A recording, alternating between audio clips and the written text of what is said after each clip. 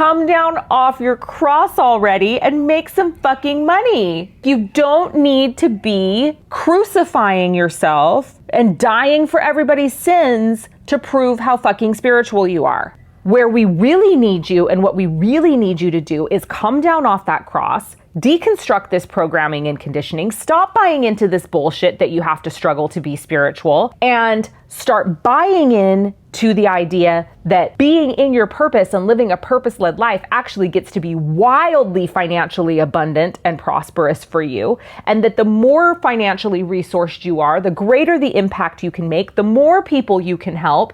And that is actually how we shift this calamity of fuckery that we're currently living in.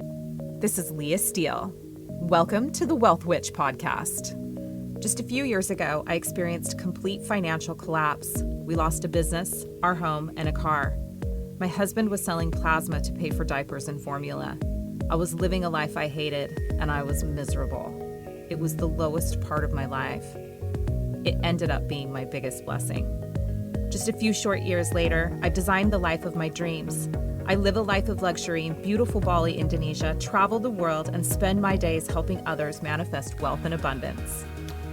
Living a purpose-led life changed everything for me. This podcast is about my journey, my top tips and tools for manifestation, and interviews with all the amazing, world-changing, inspiring people I meet along the way. Welcome to my world. Hello, everyone, and welcome to another episode of the Wealth Witch podcast. I am your host, Leah Steele, and today is going to be a good one.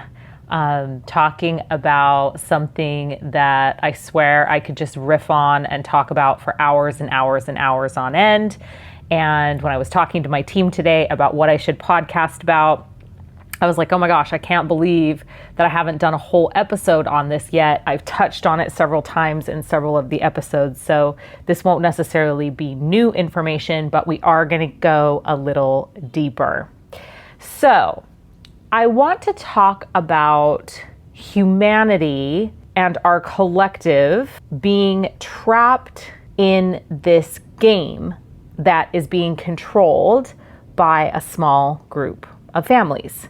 So to understand how we got to where we are, we need to talk a little bit about the nature of human beings. So we are tribal beings by nature, and it absolutely is our nature to want to assimilate with each other. And it comes from the times of our ancestors when it was really, really important to be in a tribe because that's how you survived. And together we thrived, and separate we died. And so you wanted to fit in and do the right thing and assimilate with the tribe at all costs. Because in the times of our ancestors, when you didn't assimilate with the tribe and you didn't fit in and you got kicked out of the tribe, you died because you were out in the wilderness all alone to fend for yourself. And it just wasn't possible during those times.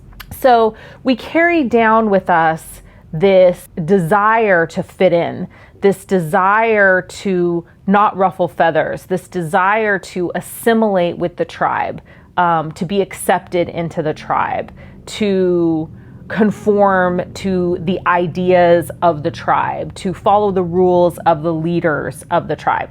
And it was survival based in nature. We needed to do that to survive. So obviously times have changed, and we're all doing a lot of work, those of us that are spiritually conscious beings, on moving into a place of individuation and it being more about the individual and less about the tribe. And, we're constantly talking about, learning to stop giving a fuck what other people think of us and really trying to own our own sovereignty on this planet. So what happens after the times of our ancestors when we're living in tribes? Well, we begin to evolve and people begin to come into greater positions of power where they desire to control the collective.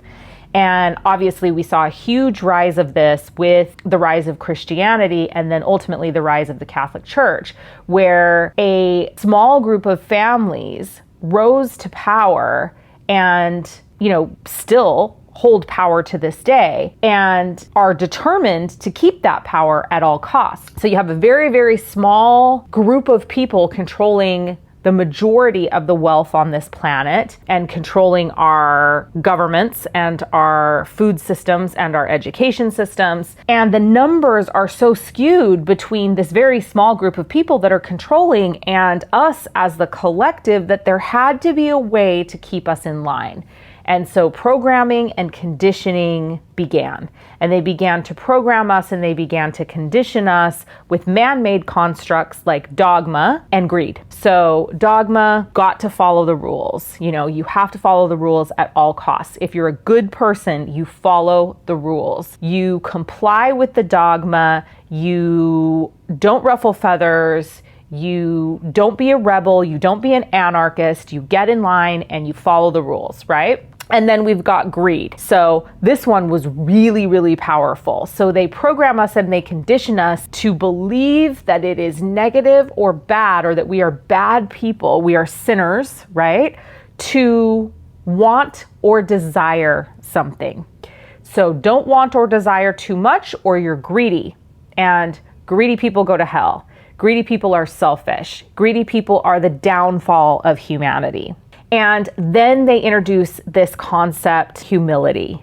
So then we're programmed and conditioned to believe that to be of God, to be worthy, to be spiritual, we have to be humble. We have to bow down to our Creator who is greater than ourselves. And literally the word humble means to have a lowly belief of one's own importance. And so, you know, for me, it's like humility. I'm like, fuck humility, fuck being humble, and fuck humility, because I do not believe that our Creator intended us to come to this planet and believe that we are less than, because we are our Creator. We are divine and infinite in nature, and we are part of all that is, including our Creator. And this idea of humility and being humble, and that to be of God and to be spiritual, you must struggle. You must believe yourself less than. You must believe yourself less worthy. That is there very specifically designed to control you, to keep you playing small. These phrases like the meek shall inherit the earth. Do you see the meek inheriting shit? Because I don't see the meek inheriting anything, right? The meek, all they are doormats and downtrodden and controlled and conditioned and programmed. So why? Why create these man-made constructs? Because we are so much greater in numbers and we are powerful. We are powerful, powerful beings, especially those of us in the conscious or spiritual communities. Conscious spiritual people can topple this whole entire system, and they know it. And their number one goal right now is to stop the awakening at all costs.